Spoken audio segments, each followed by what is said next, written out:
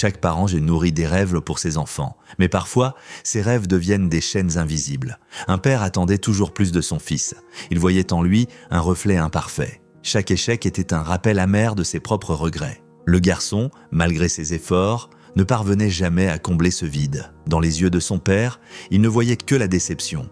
Comme un peintre avec une toile inachevée, chaque coup de pinceau était jugé sévèrement. Et vous ? Avez-vous déjà ressenti ce poids? La pression de devoir être quelqu'un que vous n'êtes pas? Cette histoire commence ici, où les attentes deviennent plus lourdes que l'amour, où la quête de perfection voile les vraies valeurs. Mais est-ce que la perfection existe vraiment? Ou est-ce juste une illusion que nous poursuivons? À chaque réunion de famille, les murmures se faisaient entendre. Les comparaisons étaient inévitables. Un cousin réussissait mieux, une sœur était plus talentueuse, le père souriait poliment, mais chaque mot était une piqûre invisible. Son fils devenait l'ombre de ses commentaires. Un jour, lors d'un dîner, l'oncle, impertinent, lança une remarque sur les notes scolaires du garçon. Le père, embarrassé, ne sut quoi répondre, son silence était assourdissant. Cette honte, il la portait comme un manteau trop lourd. Et vous, avez-vous déjà senti ce regard, celui qui vous perce, vous juge? Le regard des autres peut-il vraiment définir notre valeur? Un jour, le père allait comprendre que la vraie richesse n'est pas celle que l'on exhibe.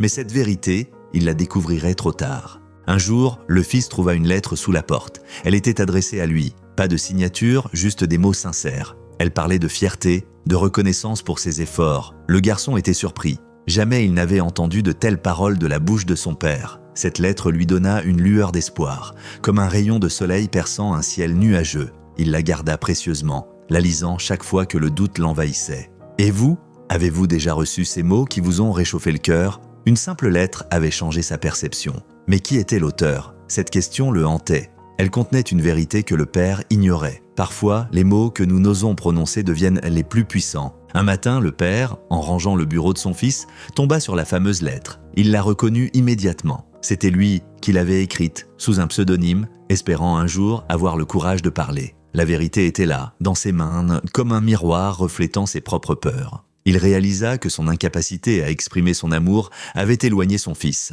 Comme un jardin laissé à l'abandon, leur relation s'était fanée faute de soins. Comment pouvait-il réparer ce qu'il avait brisé? Est-ce que le temps était un allié ou un ennemi? Chaque jour perdu était une occasion manquée d'être vrai. Le père se trouvait maintenant à un carrefour. Allait-il avoir le courage d'emprunter le chemin de la vérité? Le père savait que les chaînes qui le retenaient étaient forgées de ses propres peurs. Peur de l'échec, peur du jugement, peur de la vulnérabilité. Chaque jour, il voyait son fils grandir, mais il sentait la distance se creuser. Il se souvenait des moments passés ensemble, des promenades en forêt où le rire de l'enfant résonnait comme une douce mélodie.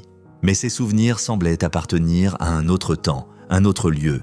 Aujourd'hui, il devait faire un choix, accepter ses erreurs et tenter de reconstruire ou rester enfermé dans sa cage d'orgueil. Et vous, quelles sont les chaînes qui vous retiennent? La liberté, souvent, se trouve dans le pardon. Un pardon que le père devait d'abord s'accorder à lui-même pour espérer le recevoir. Dans le silence de la nuit, le père revivait ses souvenirs.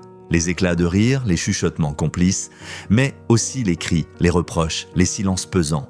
Il se rappelait des paroles qu'il aurait voulu dire, des gestes qu'il n'avait jamais eu le courage de faire. Les regrets formaient une marée montante, submergeant son cœur. Comment réécrire le passé?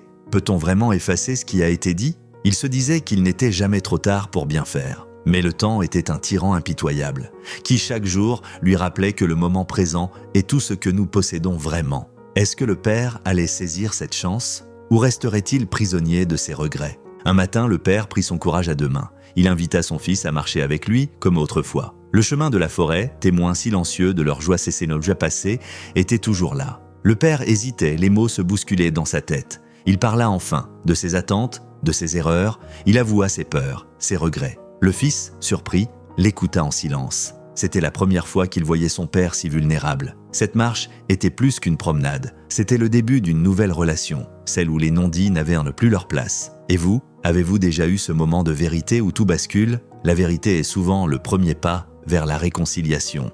Le père se sentait libéré, mais un doute persistait. Il avait encore un secret lourd à porter. Cette lettre qu'il avait écrite, devait-il en parler? Le fils semblait plus léger, plus ouvert. Le père, lui, hésitait à briser cet équilibre naissant. Il se demandait si la vérité devait toujours être dite. Pourtant, il savait que sans cette révélation, il ne pourrait avancer. Comme un alpiniste devant une paroi vertigineuse, il devait franchir cet obstacle. La lettre entre ses mains, il se prépara à une nouvelle discussion. Et vous? Quel est le secret que vous hésitez à dévoiler? Parfois, la délivrance ne vient que lorsque nous lâchons prise. C'était un après-midi comme les autres. Le père et le fils étaient assis dans le salon. Le père prit une profonde inspiration et tendit la lettre à son fils. Le garçon la lut, les yeux s'agrandissant au fur et à mesure des mots. Le silence s'installa, lourd, palpable. Puis, lentement, un sourire se dessina sur le visage du garçon. Il comprenait enfin. Les mots de son père résonnaient en lui comme une douce mélodie. La délivrance était là. Ils s'étreignirent, laissant derrière eux le passé. Et vous, quand avez-vous pour la dernière fois prononcé des mots qui ont tout changé? Le pouvoir des mots est immense, ils peuvent te guérir, ils peuvent te libérer. Le pardon est un chemin sinueux, mais c'est un chemin qui mène à la paix. Le père et le fils avaient franchi une étape importante.